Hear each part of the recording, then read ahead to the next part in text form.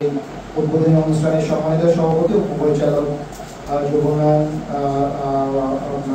Officer উপস্থিত আছেন প্রথম এবং দ্বিতীয় ব্যাচের প্রশিক্ষণার্থীবৃন্দ, যুবনায়ন কার্যালয়ের অন্যান্য উপপরিচালক, যুবনায়ন কার্যালয়ের অন্যান্য সহকর্মীবৃন্দ, আসসালামু আলাইকুম। আমরা আসলে ফ্রিল্যান্সিং বিষয়টা এখন আর আমাদের কাছে নতুন না। আমরা এই বিষয়টা মোটামুটি শব্দের সাথে অনেকেই পরিচিত।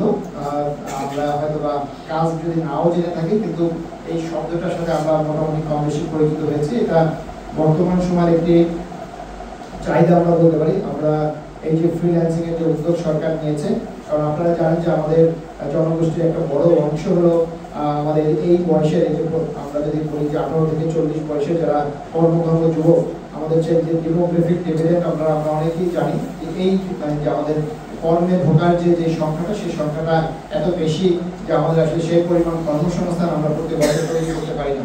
তো যে কারণেই হচ্ছে যে সরকার চাচ্ছে যে আমাদের শুধু কর্মের জন্য চাকরির পিছনে আমাদের রেমিটেন্স নির্ভর করতে হয়। একটা হলো যে আমাদের গার্মেন্টস প্রোডাক্ট, তারপর হলো আমাদের যারা শ্রমজীবী ভাইরা আছেন, আমাদের যে আমাদের যে রেমিটেন্স যোদ্ধা যারা আছেন, তাদের মাধ্যমে আসলে আমাদের ফরেন ডলার আসে।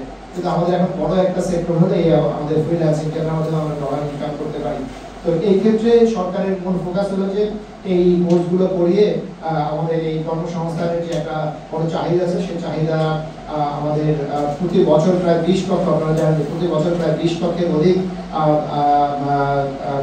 নাগরিক আমাদের দেশে ঢুকে চাকরির জন্য উপযুক্ত হন, কিন্তু সে পরিমাণ চাকরি আসলে আমাদের খুব কম পরিমাণে চাকরি আমাদের সরকারি ও বেসরকারি তরফ থেকে তৈরি হয়।